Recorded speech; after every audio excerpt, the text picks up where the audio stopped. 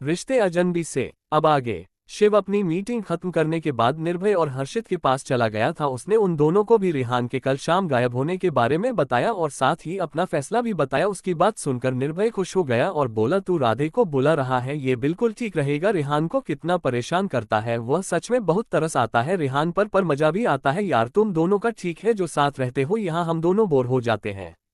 अब तो पापा ऑफिस ज्वाइन करने के लिए भी कह रहे हैं और मेरा बिल्कुल मन नहीं है, काश मैं भी तुम दोनों के साथ रह पाता। उसकी बात सुनकर शिव बोला, हाँ हाँ, ताकि तुम दोनों ही मेरा दिमाग खराब कर देते हैं ना। और रही बात काम की, तो मैं भी कंपनी जाना शुरू करने वाला हूँ, साथ में रेहान भी। तो निर्भय बोला, इसका मतलब दूसरा धमाका होने वाला है। राठौर और राणा दोनों को ही अपनी औकात पता चलने वाली है। शिव ने हाँ में सर हिलाया। ऐसे ही इधर उधर की बातें करते हुए काफी वक्त निकल गया और शिव राठौर मेंशन के लिए निकल गया।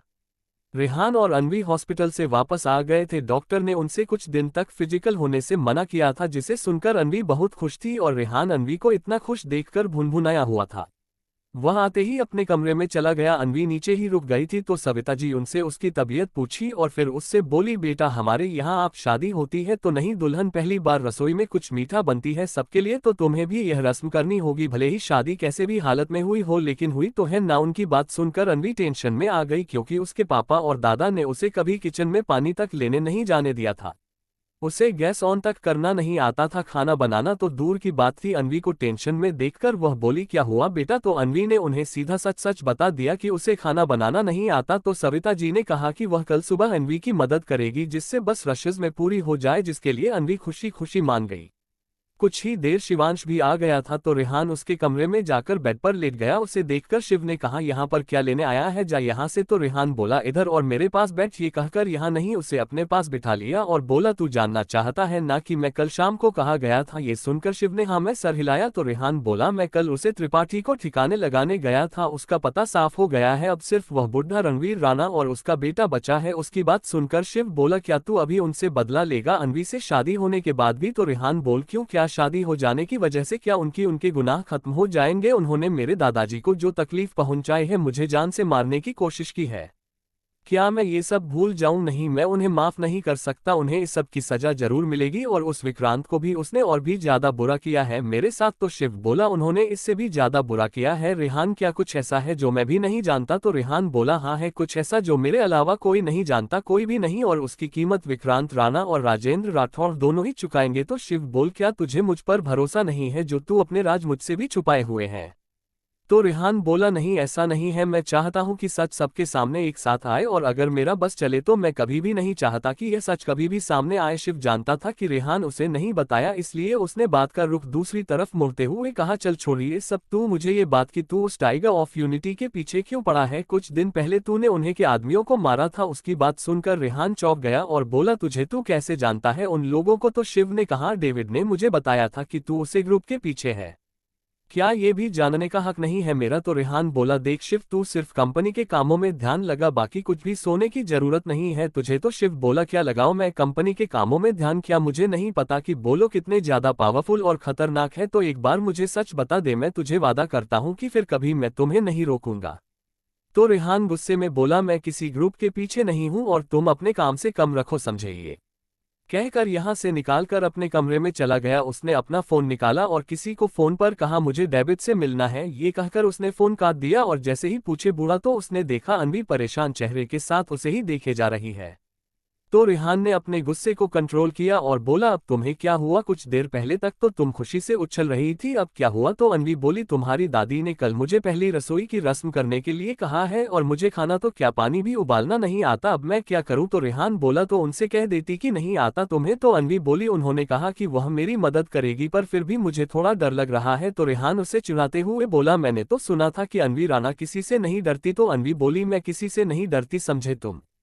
तो रेहान बोला, कल तुम खाना बनाकर यह बात साबित करो। तो अनवी बोली, अगर बना दिया तो तुम्हें मैं जो मांगूंगी वह देना होगा, बोलो मंजूर है? तो रेहान बोला, तलाक छोड़कर कुछ भी मांग लेना, मैं जरूर दूंगा। ये सुनकर अनवी खुश हो गए, लेकिन तभी रेहान ने उसका हाथ पकड़ा और बोला, तुम्हारी तबीयत अब पहले से ज्यादा अच्छी लग रही है, तो चलो मेरी मदद कर दो। ये कहकर रेहान उसे अपने साथ खींचते हुए वॉशरूम में लेकर घुस गया और आदमी उसे पर चिल्लाती रह गई। कुछ देर बाद वह दोनों ही वॉशरूम से बाहर आए, जहां अब रेहान खुश लग रहा था और ऑन भी उसे लाल चेहरे के के साथ गुस्से में घूर रही थी। खाने का वक्त हो रहा था इसलिए रेहान जल्दी से नीचे चला गया और अनवी गुस्से में भुनाभुनाती हुई अपने हाथ को घूरने लगी।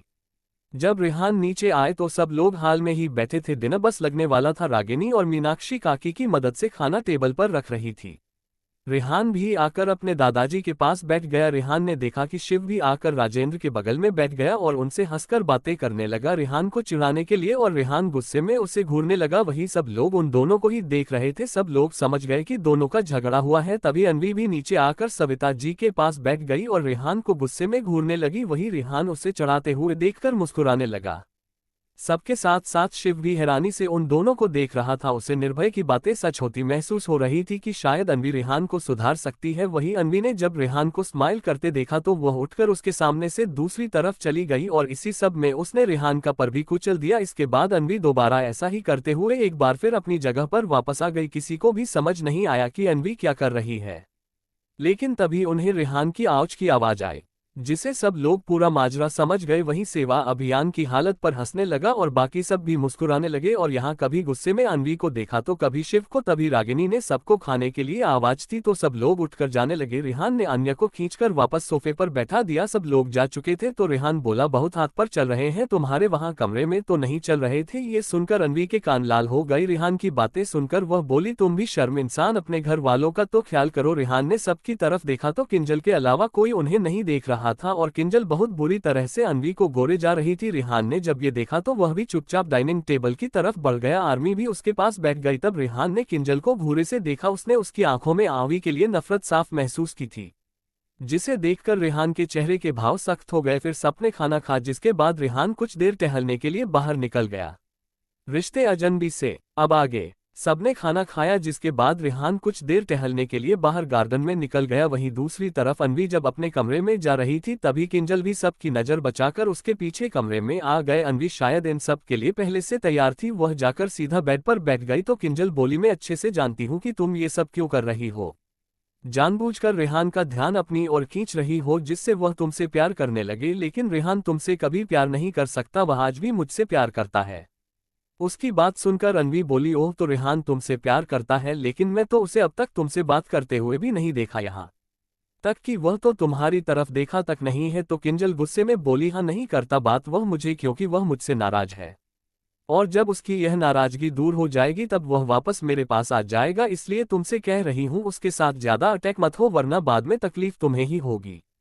उसकी बात सुनकर अनवी बोली, मैं उससे नहीं, वह मुझे अटैक होने की कोशिश कर रहा है। और जानती हो उसने कल शाम को मुझे कहा था कि वह मेरे अलावा किसी भी लड़की को अपने करीब बर्दाश्त भी नहीं कर सकता और उसकी लाइफ में मेरे अलावा कोई लड़की नहीं है और ना ही कभी होगी। उसकी बात सुनकर किंजल गुस्से में बोली, उसने तुमसे शादी की है तो इस गलतफहमी में कभी मत रहना कि तुम रेहान के साथ जिंदगी भर रहोगी। रेहान ने तुमसे शादी सिर्फ अपने बदले के लिए की है, तुम्हारे परिवार को बर्बाद करने के लिए की है। उसके आखिरी बात सुनकर अनवी को लगा कि शायद किंजल जानती हो कि रेहान ये सब क्यों कर रहा है। उसने कहा, तुम जानती हो कि रेहान ये सब क्यों कर रहा है, बताओ मुझे। किंजल कुछ बोलती तभी रेहान कमरे में आ गया और किंजल को वहां पर देखकर लगभग उसे पर बरसते हुए बोला, तुम यहाँ क्या कर रही हो। रेहान बहुत ज्यादा गुस्से में लग रहा था। उसने किंजल को बाजू से पकड़ा और खींचते हुए उसे बाहर लाया। किंजल उसे हाथ छोड़ने के लिए कह रही थी, लेकिन रेहान उसे सीढ़ियों से नीचे लाया और बोला, क्या करने की कोशिश कर रही थी तुम। हाँ मैंने तुमसे कहा था कि भूल जाओ मुझे और दूर रहो मुझसे, पर तुम्हें ये बात समझ में नहीं आए और अब तुम मेरे और उसके बीच जहर बना रही हो। ये सब ऊपर से अनवी भी देख रही थी। तो किंजल रोते हुए बोली, मैं जानती हूँ कि तुम मुझसे प्यार नहीं करते, फिर क्यों उसे छोड़ नहीं देते। एक बार तुम मुझे मौका दो रेहान, मैं वह सब करूंगी जो तुम कहोगे, प्लीज रेहान उसे छोड़कर मुझे अपना लो, मैं हर तरह से तुम्हें खुश रखूंगी। यह कहकर वह अपने दूसरे हाथ से रेहान के गाल को छूने की कोशिश करने लगी। उसकी बात सुनकर और हरकत देखकर रेहान को और ज्यादा गुस्सा आ गया और उसने किंजल को खुद से दूर धक्का दे दिया। काजल नीचे गिरती उससे पहले ही रौनक वहां आ गया और उसने अपनी बहन को गिनी से बचने के लिए उसे पकड़ लिया और रेहान पर चिल्लाते हुए बोला, रेहान ये क्या तरीका है एक लड़की के साथ पेश आने का। तब तक सब लोग भी वहां आ गए थे। राजेंद्र ने जब देखा ये सब तो वह बोले, ये सब क्या हो रहा है। तो रौनक ने उन्हें जो कुछ भी हुआ वह बता दिया। तो रेहान से बोला, तुम पागल हो गए हो, उसे लड़की के लिए तुम इस लड़की से जिससे तुम प्यार करते थे उसे तकलीफ दे रहे हो। ये सुनकर रेहान बोला, मैं क्यों, मैं क्या करूं, मैं मिस्टर राठौर, क्या मैं भी आपकी तरह एक लड़की को जिंदगी भर के लिए समाज के ताने सुनने के लिए छोड़ दो, और क्यों यह मेरे समझाने पर भी नहीं समझ रही है, पूछे से क्यों यह मेरे कमरे में जाकर उसे मुझसे दूर करने के लिए कह रही थी, और वह मुझसे दूर क्यों रहेगी, मेरी बीवी है वह, उसका हक है मुझ पर, और हाथ तुम किंजल से, अगर मेरी शादी उसे वहाँ गाँव में नहीं होती तो यहाँ शहर में होती, और होती तो उसी से ही, तुम उससे रेहान का प्यार थी जो कब का ही मर गया था, और वह लड़की फिर अपने सीने पर हाथ रखकर, इस रेहान राठौर का सब कुछ है, इतना कहकर रेहान वहां से जाने लगा और जाते जाते बोला, और हाँ, गांव में जो कुछ भी हुआ वह सब मेरी मर्जी से हुआ था, वरना किसी की इतनी औकात नहीं है कि उसे और मुझे किडनैप कर ले। उसकी बात सुनकर वहां खड़ी सब लोग दंग रह गए, तो रेहान फिर से बोला, सब लोग दूर रहना उससे। रेहान ये कहकर अपने कमरे में आ गया, और मैं तो पहले ही आ गई थी। वहीं नरेंद्र और सविता की दवा खाकर सो गए थे, और शिव सबसे अनजान हेडफोन लगाकर गाने सुन रहा था। वहीं महेंद्र ने किंजल को उसकी मां के साथ भेज दिया था ताकि वह किंजल को समझ सके, उन्हें अब किंजल की चिंता हो रही थी। सब लोग रेहान की बातों के बारे में सोते हुए अपने अपने कमरे में चले गए। वहीं रेहान भी अनवी को सोने के लिए कहकर खुद बालकनी में आकर सिगरेट पीने लगा। कुछ देर बाद जब उसका मन शांत हुआ तो वह अनवी के बगल में आकर लेट गया। अनवी भी आंखें बंद करके लेटी हुई थी। थोड़ी देर में उसे रेहान को अपनी तरफ बढ़ता पाया, लेकिन उसने आंखें नहीं खोली। कुछ देर बाद रेहान अनवी को अपनी बाहों में जकड़ सो गया, और अनवी रेहान की कही हुई बातों को सोचने लगी कि क्या सच में रेहान अब किंजल से प्यार नहीं करता। ऐसे ही सोते हुए उसे भी कुछ देर में नींद आ गई। अगले दिन सुबह 2 बजे रेहान का फोन वाइब्रेट हुआ, जिससे रेहान की आंखें खुली और उसने अपने फोन को चेक किया। उसके बाद वह चुपके से हवेली से बाहर निकल गया। कुछ देर बाद रेहान एक सुनसान जगह पर खड़ा हुआ था, और उसके सामने एक उसी की उम्र का एक और शख्स खड़ा था। वह शख्स रेहान के पास आया और बोला, क्या हुआ ब्रो, अगर तुझे मुझसे मिलना ही था तो दिन में मिलते, साथ में शिव को भी ले आते। ये सुनकर रेहान ने उसे खींचकर एक थप्पड़ दे मारा, जिससे वह संभाल नहीं पाया और नीचे गिर गया। उसे कुछ भी समझ नहीं आ रहा था कि रेहान ने उसे क्यों मारा। वह उठा और बोल, भाई क्या हुआ, मुझे कोई गलती हो गई है क्या? तो रेहान आगे बढ़ा और उसकी कॉलर पकड़कर उसकी आंखों में देखते हुए बोला, कब से मेरी जासूसी कर रहे हो तुम, और क्या क्या बताया है तूने शिव को? वह लड़का कोई और नहीं डेविड था, उसने थूक निकलते हुए कहा। मैंने उसे ज्यादा कुछ नहीं बताया है भाई, और जब से तुम इंडिया आए हो तभी से शिव के कहने पर मैं तुम पर नजर रख रहा था। ये सुनकर रेहान ने उसे एक और थप्पड़ जड़ दिया और बोला, ज्यादा कुछ नहीं बताया तूने साले, फिर उसे टाइगर ऑफ यूनिटी के बारे में मैंने बताया है क्या? डेविड अब डर गया था और वह बोल, भाई मुझे माफ कर दो, मुझे नहीं पता था कि मुझे उसे ग्रुप के बारे में नहीं बताना है। पर भाई तुम क्यों उसे खतरनाक ग्रुप के पीछे हो? वह लोग बहुत ज्यादा खतरनाक है, तुझे कुछ हो ना जाए इसलिए मैंने शिव को उसे उनके बारे में बताया था ताकि वह तुम्हें रोक ले। रेहान को अब उसे पर बहुत ज्यादा गुस्सा आए और वह बोला, अब से तू शिव पर नजर रखेगा, उसकी पाल पाल की खबर मुझे देगा, और अगर वह उसे ग्रुप के पीछे जाए तो मुझे इन्फॉर्म करेगा। तो आई समझ में बात? और हाँ, उसके आसपास भी नजर रखना, अगर कोई भी अनजान तक से जिस पर तुम्हें जरा सा भी शौक हो तो वह भी तुरंत मुझे बताना, और कल से उसके साथ ऑफिस भी तू ही जाएगा, समझा? ये सुनकर डेविड ने हाँ में सर हिलाया। उसके बाद रेहान वहां से निकल गया और वापस राठौर मैंशन आ गया। चुपके छुपाते जब वह अंदर आए तो उसने देखा कि घर के सब बड़े लोग उठ गए हैं। उसने टाइम देखा तो 5 बजे बज गए थे। वह अपने कमरे में आ गए और अपना लैपटॉप लेकर काम करने लगा। रिश्ते अजनबी से अब आगे। डेविड से मिलने के बाद रेहान वहां से निकलकर वापस राठौर मैंशन आ गया। सबसे चिपट छुपाते जब वह अंदर आए तो उसने देखा कि घर के सब बड़े लोग उठ गए हैं। उसने टाइम देखा तो 6 बजे बज गए थे। वह अपने कमरे में आ गया और अपना लैपटॉप लेकर काम करने लगा। कुछ देर में अनवी भी उठ गई। उसने रेहान को सोफे पर बैठकर लैपटॉप में कुछ करते देखा तो उसने रेहान को इग्नोर किया और नहा धोकर नीचे चली गई। वह जब नीचे आई तो दादी के साथ किचन में आ गई। रागिनी ने जब उसे किचन में देखा तो वह सविता जी से बोली, माँ जी ये लड़की यहाँ किस लिए आए हैं? तो सविता जी बोलिए, आज ही रसोई की रस्म करेगी। उनकी बात सुनकर आगे नहीं चीरते हुए बोली, माँ इसे कह दीजिए कि हमारे लिए कुछ ना बने, क्योंकि हम आपके प्यारे पोते के परिवार में नहीं आते। वह अपने पति के लिए ही बनाए, जो भी बनाना है अपने परिवार के लिए, मैं खुद खाना बना रही हूँ। तभी अनवी कुछ बोलते ही वाली थी कि सविता जी ने उसे शांत रहने का इशारा किया और फिर हलवा बनाने में उसकी मदद करने लगी।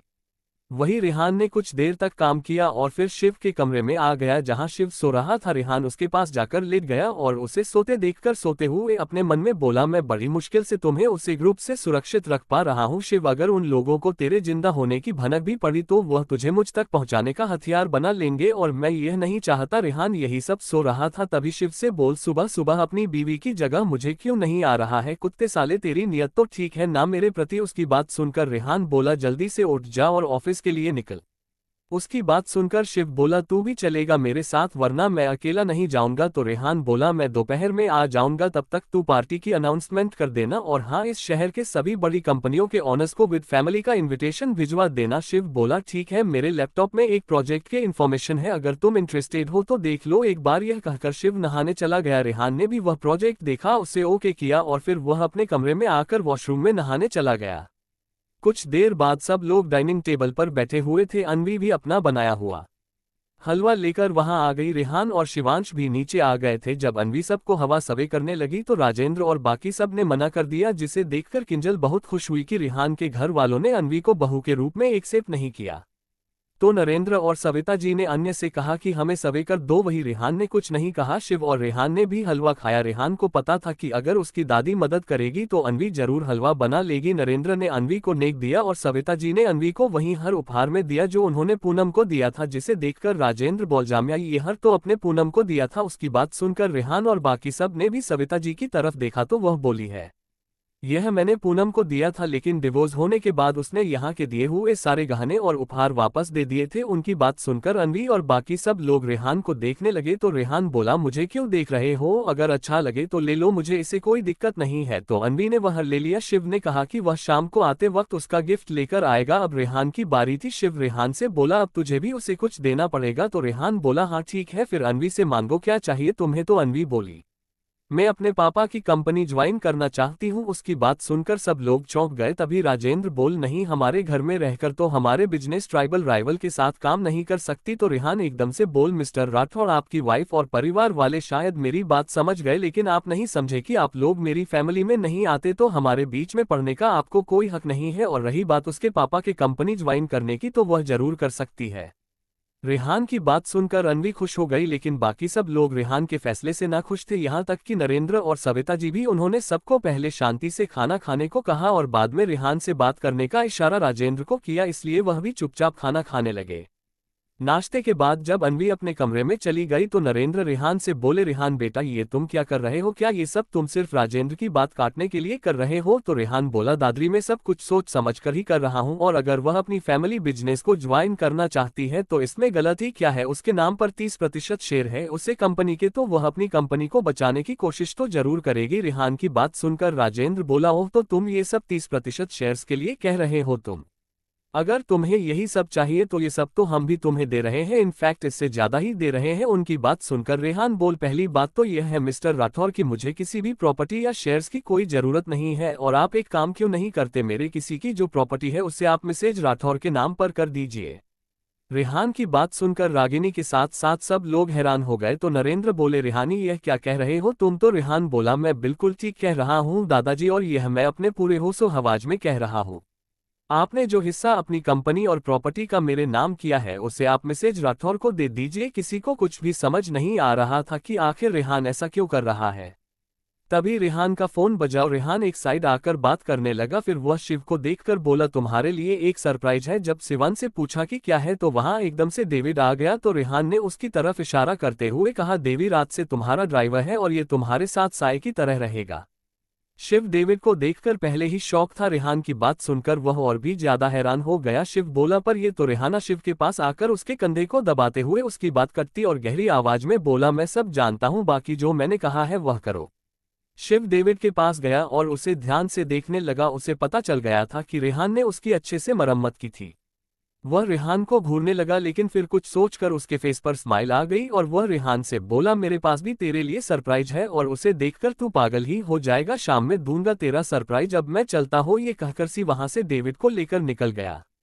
रिश्ते अजनबी से अब आगे। शिव वहां से डेविड के साथ चला गया। उसके जाने के बाद रेहान एक बार फिर से बोला मैं सच में चाहता हूं कि मेरे हिस्से में आने वाली सारी प्रॉपर्टी मिसेज राठौर के नाम कर दीजिए दादाजी, और मैं ये फ्री में नहीं दे रहा हूं। फिर रागिनी की तरफ देखते हुए किसी चीज की कीमत दे रहा हूं जो वक्त आने पर सबको पता चल जाएगी। यह कहकर रेहान अपने कमरे में चला गया। वही रागिनी को आज पहली बार रेहान की बातें सुनकर अजीब सा फील हुआ था। उसने राजेंद्र की तरफ देखा तो वह भी उसे ही देखे जा रहा था। रागिनी अपने कमरे में चली गई और राजेंद्र भी उसके पीछे कमरे में आ गया। रागिनी अपने कमरे में आकर रेहान की कही हुई बातों के बारे में सोचने लगी। राजेंद्र जब कमरे में आया तो उसने उसे बेड पर बैठे हुए देखा। रागिनी ने जब राजेंद्र को देखा तो वह उससे बोली, वह ये सब क्यों कर रहा है? आज उसकी बातें सुनकर अजीब सा फील हुआ मुझे तो। राजेंद्र बोला, तुम तो यही चाहती थी ना कि सब कुछ तुम्हें और तुम्हारे बच्चों को मिल जाए। तुम्हें भी ऐसा लग रहा है ना कि जैसे कुछ छूट रहा हो? मुझे भी ऐसा ही फील हुआ था जब उसने मुझे उन अजीब सी शर्तों वाले एग्रीमेंट पर साइन करने के लिए कहा था। पता नहीं क्यों मुझे उसके लिए बहुत बुरा फील होता है, जैसे उसका बचपन बीता और अब उसे लड़की से शादी होने के बाद वह खुद को पूरी तरह से बर्बाद कर रहा है। पहले ही मैंने कभी उसे अपना नहीं माना, लेकिन ऐसी जिंदगी चाहिए वह यह मैंने कभी नहीं चाहा था। ये कहते हुए वह रागिनी के पास ही बैठ गया और कुछ देर बाद वह दोनों ही बाहर आ गए। जब वह वापस बाहर आए तो रेहान नरेंद्र से बाहर जाने के लिए कह रहा था और नरेंद्र उसे मना कर रहे थे। तभी अनवी अपना मोबाइल लेकर वहां पर आई और सविता जी को देते हुए कहा, दादी माँ, मेरी मम्मी आपसे बात करना चाहती है। सविता जी ने रेहान और नरेंद्र को देखा तो नरेंद्र ने उन्हें बात करने का इशारा किया। सविता जी ने अनवी से फोन लिया और अनवी की मां से बात करने लगी। कुछ देर बाद उन्होंने फोन अनवी को दिया और नरेंद्र जी से बोली, सुनिए जी, वह लोग चाहते हैं कि अनवी पग फेरे की रचना के लिए वहां जाए और साथ में रेहान भी। उनकी बात सुनकर नरेंद्र चौंकते हुए बोले, नहीं, रेहान वहां नहीं जाएगा। उनकी बात सुनकर रेहान बोला, पर क्यों दादाजी, मैं वहां जाना चाहता हूं। रेहान की बात सुनकर नरेंद्र रेहान पर गरजते हुए बोले, मैंने एक बार कह दिया ना कि तुम वहां नहीं जाओगे तो मतलब नहीं जाओगे। इसे मैंने मना नहीं कर रहा जाने से, पर तुम वहां नहीं जाओगे तो। रेहान बोला, ठीक है दादाजी, पर उसे छोड़ने तो जा सकता हूं ना। नरेंद्र ने कुछ बोलते तभी अनवी बोली, मेरा भाई आ रहा है, मुझे ले जाने। रेहान ने अनवी को घूरने लगा। तभी नरेंद्र अनवी से बोले, मुझे माफ कर देना बेटा, लेकिन मैं रेहान को वहां नहीं भेज सकता। तो अनवी बोली, कोई बात नहीं दादाजी। इतना कहकर अनवी तैयार होने के लिए चली गई। रेहान को बहुत गुस्सा आ रहा था, वह भी उसके पीछे पीछे कमरे में चला गया। कमरे में आने के बाद अनवी जल्दी से तैयार होने लगी, वही रेहान उसे बुरी तरह से घूर रहा था। अनवी ने जब रेहान को घूरते हुए देखा तो वह बोली, ऐसे क्यों जानवरों की तरह घूर रहे हो वह, पर तुम तो सचमुच के जानवर ही हो। रेहान गुस्से में उसके पास गया और उसे खींचकर अपने करीब लाकर बोला, सिर्फ एक दिन के लिए जा रही हो तो ज्यादा उड़ने की जरूरत नहीं है, समझी? और कल शाम तक वापस आ जाना, वरना फिर मैं आऊंगा और अगर मैं वहां आया तो जो होगा उसे शायद तुम्हारा बाप झेल नहीं पाएगा। इतना कहकर रेहान ने उसे छोड़ दिया और नीचे आ गया।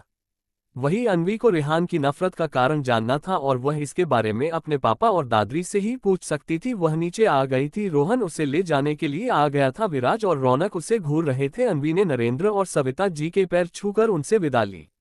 जब वह जाने लगी तो रेहान रोहन को चढ़ाते हुए अनवी के पास आकर बोला, अरे मुझे तो मिलो। और यह कहकर रेहान ने अनवी को अपने गले लगा लिया, जिसे देखकर जहां एक तरफ सब लोग हैरान हो गए वहीं रोहन बुरी तरह से चिढ़ गया। अनवी जल्दी से उसे दूर हुई और रोहन के साथ चली गई। वही रोहन पीछे मुड़कर रेहान को घूरते हुए चला गया और रेहान के चेहरे पर एक तिरछी स्माइल आ गई। उसके बाद सब लोग अपने अपने कामों में व्यस्त हो गए। रेहान भी शिव के पास जाने लगा तो नरेंद्र उसे जाने नहीं दिया, तो रेहान ने उनकी बात शिव से करवाई, तब जाकर उन्होंने रेहान को जाने दिया।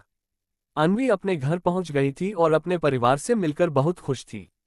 सबका सिर्फ एक ही सवाल था कि रेहान के घर वाले अनवी को परेशान तो नहीं करते ना। तो अनवी ने सभी को एक साथ जवाब देते हुए कहा, उसे घर में मुझे कोई परेशान नहीं करता। रेहान के दादा दादी मुझे अपने बेटे की तरह ट्रीट करते हैं, पर रेहान के घर वाले रेहान को कुछ खास पसंद नहीं करते और इसी कारण वह लोग मुझे भी पसंद नहीं करते। लेकिन रेहान उन्हें मुझे कुछ भी खाने नहीं देता, वह खुद अपने दादा दादी के सिवा किसी को पसंद नहीं करता। उसकी बात सुनकर रणवीर को छोड़कर सब लोगों ने राहत की सांस ली कि उनकी बेटी को वहां पर कोई तकलीफ नहीं है।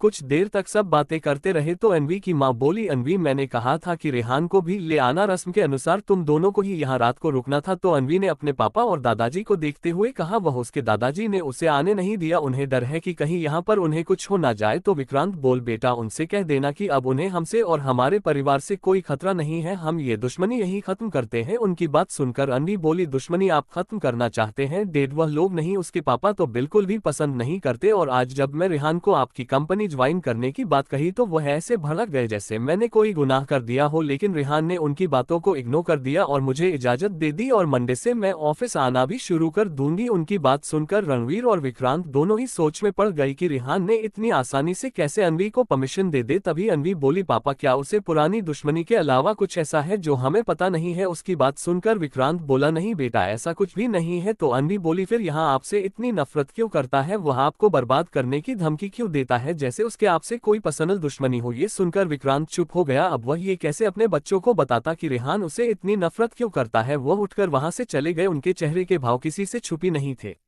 रिश्ते अजनबी से अब आगे। अनवी अपने घर पहुंची और कुछ देर तक सब बातें करते रहे तो अनवी की मां बोली, अनवी मैंने कहा था ना कि रेहान को भी ले आना साथ में, रस्म के अनुसार तुम दोनों को ही यहाँ रात को रुकना था। तो अनवी ने अपने पापा और दादा को देखकर कहा, वह उसके दादाजी ने उसे आने नहीं दिया, उन्हें डर है कि कहीं यहाँ पर उसे कुछ हो न जाए। उसकी बात सुनकर विक्रांत बोल, बेटा उनसे कह देना कि अब उन्हें हमसे और हमारे परिवार से कोई खतरा नहीं है, हम ये दुश्मनी यही खत्म करते हैं। उनकी बात सुनकर अनवी बोली, दुश्मनी आप खत्म करना चाहते हैं पापा? वह लोग नहीं, उसके पापा तो मुझे बिल्कुल भी पसंद नहीं करते और आज जब मैं रेहान से आपकी कंपनी ज्वाइन करने की बात कही तो वह ऐसे भड़क गए जैसे मैंने कोई गुनाह कर दिया हो। लेकिन रेहान ने उनकी बातों को इग्नोर कर दिया और मुझे इजाजत दे दी और मंडे से मैं ऑफिस आना भी शुरू कर दूंगी। उसकी बात सुनकर रणवीर और विक्रांत दोनों सच में पड़ गए कि रेहान ने इतनी आसानी से कैसे अनवी को परमिशन दे दी। तभी अनवी बोली, पापा क्या उसे पुरानी दुश्मनी के अलावा कुछ ऐसा है जो हमें पता नहीं है? उसकी बात सुनकर विक्रांत बोला, नहीं बेटा ऐसा कुछ भी नहीं है। तो अनवी बोली, फिर यहाँ आपसे इतनी नफरत क्यों करता है? वह आपको बर्बाद करने की धमकी क्यों देता है जैसे उसकी आपसे कोई पर्सनल दुश्मनी है? ये सुनकर विक्रांत चुप हो गया। अब वह कैसे अपने बच्चों को बताता कि रेहान उससे इतनी नफरत क्यों करता है? वोट कर वहां से चले गए। उनके चेहरे के भाव किसी से भी छुपी नहीं थे। शाम को जब अनवी अपने कमरे में बैठी हुई थी तो उसके कमरे के दरवाजे पर दस्तक हुई। उसने जब उठकर दरवाजा खोला तो एक नौकर ने उससे कहा कि आपको बड़े मालिक ने बुलाया है। अनवी जल्दी से अपने दादाजी के कमरे में गई तो उन्होंने उससे बैठने के लिए कहा और खुद भी एक सोफे पर बैठ गए। कुछ देर चुप रहने के बाद अनवी बोली, आपके कहे अनुसार मैंने यह शादी कर ली दादाजी, अब मुझे आगे क्या करना होगा? उसकी बात सुनकर रणवीर राणा बोला, मुझे माफ कर देना बेटा, मुझसे दुश्मनी निभाने के कारण ही उससे लड़के ने तुम्हें इस लड़ाई में घसीट लिया। कोई कुछ भी कहे लेकिन मैं और तुम अच्छे से जानते हैं कि यह सब उसे लड़के ने जानबूझकर किया है और इसके लिए उसे लड़के को मैं छोड़ने वाला नहीं हूं, इसीलिए मैंने तुम्हें ये शादी करने के लिए कहा था।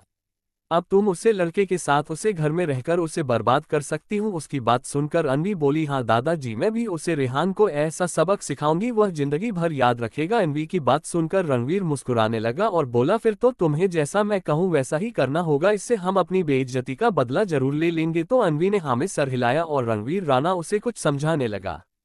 वहीं दूसरी तरफ रेहान और शिव एक होटल के कमरे में बैठे हुए थे और उनके सामने हर्षित और निर्भय के साथ साथ डेविड भी मौजूद था। तभी निर्भय रेहान को चिढ़ाते हुए बोला, सुना है लड़कियों से नफरत करने वाला रेहान राठौर अपनी बीवी को एक पल के लिए भी अकेले नहीं छोड़ता है।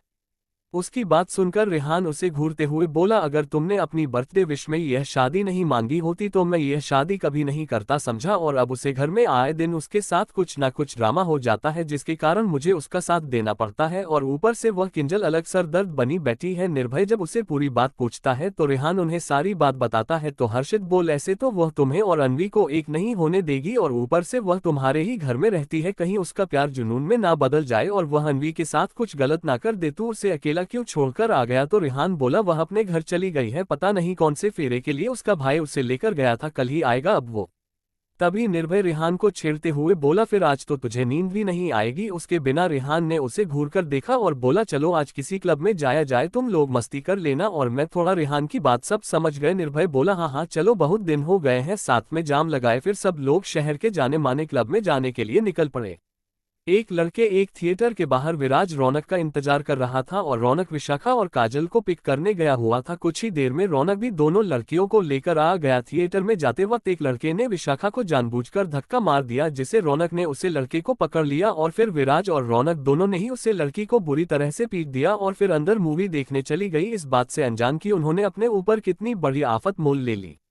कुछ देर बाद जो पूछ रहा हूँ मूवी देखकर बाहर आए तो एक रेस्टोरेंट में खाना खाने चले गए। इन सब में रात हो गई थी, वह लोग घर जाने के लिए निकल गए। जब वह लोग सुनसान जगह पर पहुंचे तभी गाड़ी का टायर पंचर हो गया। रौनक ने बाहर निकालकर जब देखा तो वहां बहुत सारी लोहे की किलें पड़ी हुई थी। उसे खतरे का आभास हुआ। उसने एकदम से पलटकर दोनों लड़कियों को बाहर आने से रोक दिया और विराज से बोला, लगता है किसी ने जानबूझकर यह किया है, हमें अभी यहाँ से निकलना होगा। उसने इतना कहा ही था कि तभी वहां एक जीप आकर रुकी जिसमें सामने दो लड़के बैठे हुए थे और 6 साल लड़के पीछे बैठे हुए थे।